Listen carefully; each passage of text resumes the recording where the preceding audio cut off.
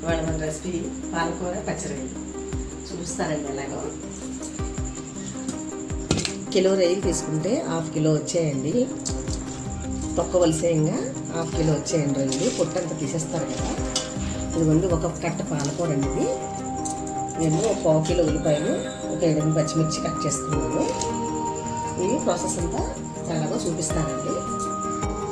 ముందు పసుపు వేసుకుని నీట్గా కడిగేసాం కదండి. ఈ పసుపు చాలు.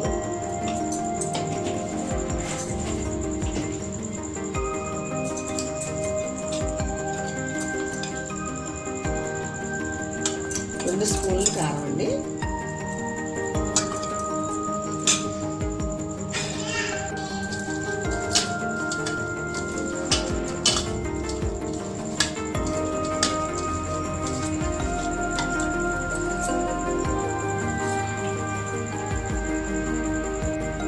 అల్లం వెల్లుల్లి పేస్ట్ అండి. స్పూన్ మీద కొంచెం వేస్తానండి అల్లం వెల్లుల్లి పేస్ట్. ఇది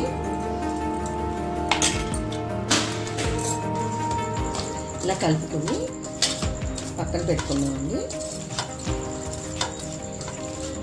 ఉప్పు వేయలేదండి ఇందులో. ఉప్పు ఎందుకు వేయలేదంటే ఉప్పు వేస్తే రొయ్యి వెంటనే నీళ్ళు వదిలేస్తుంది కాబట్టి చిన్నగా అయిపోతాయండి. అందుకు ఉప్పు వేయకుండా మానేసాను.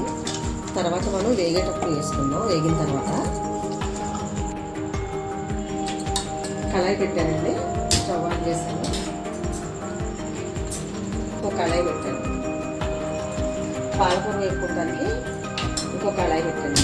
దానివల్ల బాగా ప్రాసెస్ కూడా చేసేసుకుందాం.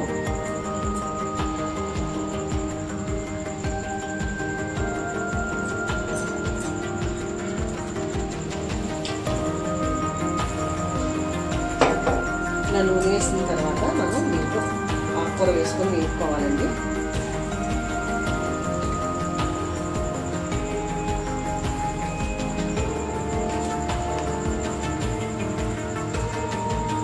అలాగే ఆయిల్ వేస్తాను.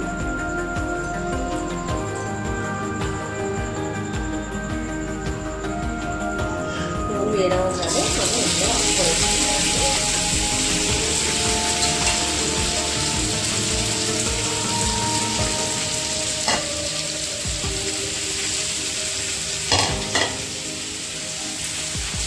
ఆనియన్స్ వేసేస్తానండి.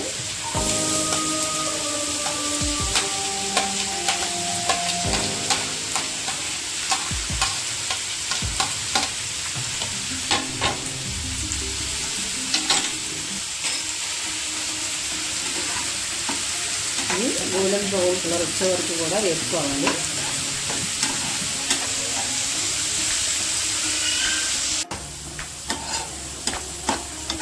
ఉల్లిపాయ గోల్డ్ కలర్ వచ్చేసింది కదండి. ఇప్పుడు మనం రొయ్యలు వేసేస్తాను.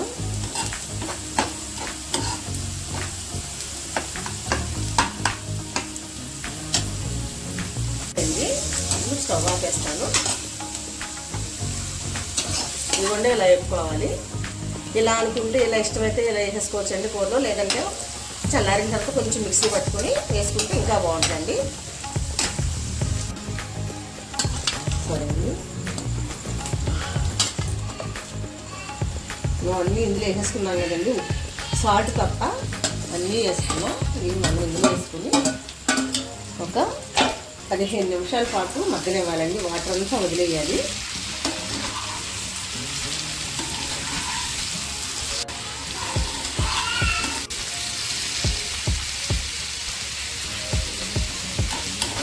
రొయ్య నీరు వదులుతుందండి. ఇలా మన ఆనియన్స్లో రొయ్యలు వేయగానే రొయ్య నీరు వదులుతుందండి. ఆ నీరంతా మధ్యదాకా కూడా మనం వేసుకోవాలి. అప్పుడు స్మెల్ అనేది రాకుండా నీచు వాసన అనేది కూడా ఉండదండి కూర. కాకపోతే స్మెల్ వస్తుంది. అందుకే కొంచెం మీడియంలో ఉంచుకొని రొయ్య బాగా వేసుకోవాలండి. మూత పెట్టుకుంటూ తీస్తూ వేస్తూ ఉంటే బాగుంటుంది.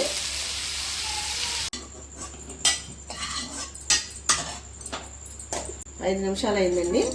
ఒకసారి చూసుకుందాం. చూసారండి నీరు ఎలా వదిలేసిందో. అలా రొయ్య ఇది మనం ఎగిరే వరకు కూడా వేపుకోవాలండి.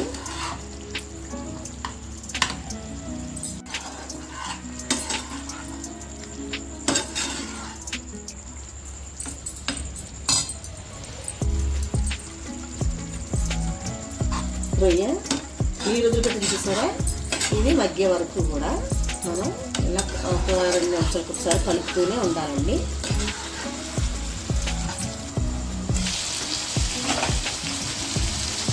చూసారండి, నీరంతా ఇంకొయి నూనె బయటకు వచ్చేసింది. ఇప్పుడు మనం ఉప్పు వేసాను, కూరకు సరిపడినంత వేసుకుంటే మనం కూరకు సరిపడంత సాల్ట్ వేసుకున్నామండి. కళ్ళుప్పు వేసాను. ఇదివన్నీ మనం వేసి పెట్టుకున్న పాలకూరని మిక్సీ పట్టాను, పేస్ట్ చేసేసానండి. ఒక 2 నిమిషాలు మనం దీంతో పాటు కలుపుకుని ఒక 2 నిమిషాల తర్వాత కొంచెం వాటర్ వేసుకున్నామండి. ఒక 1/2 గ్లాసు వాటర్ మాత్రమే పడతండి, ఎక్కువ పట్టదు.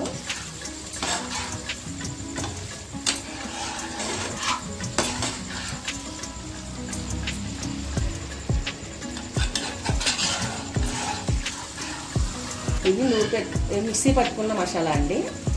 ఇది ఒక 2 చెంచాలు వేసేస్తున్నా. ఇది గరం మసాలా పౌడర్ అండి, 2 స్పూన్లు వేసాను.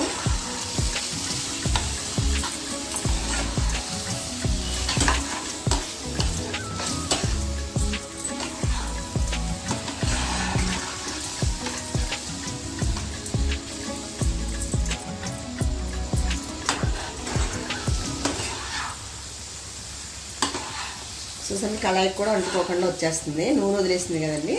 ఇప్పుడు మనం ఇందులో ఒక 1/2 గ్లాసు కొంచెం ఎక్కువ ఉండేలాగా వాటర్ పోస్తాం.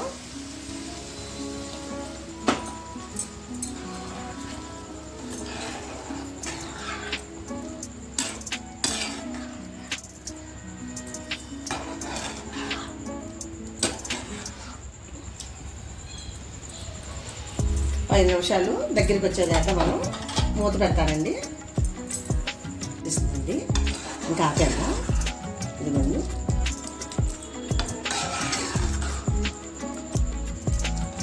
సాల్ట్ సరిపోయిందండి, ఇంకంతే వేయలేదు.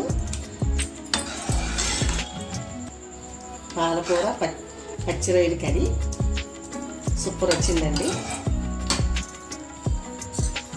బౌల్లోకి సర్వ్ చేసుకుందాం.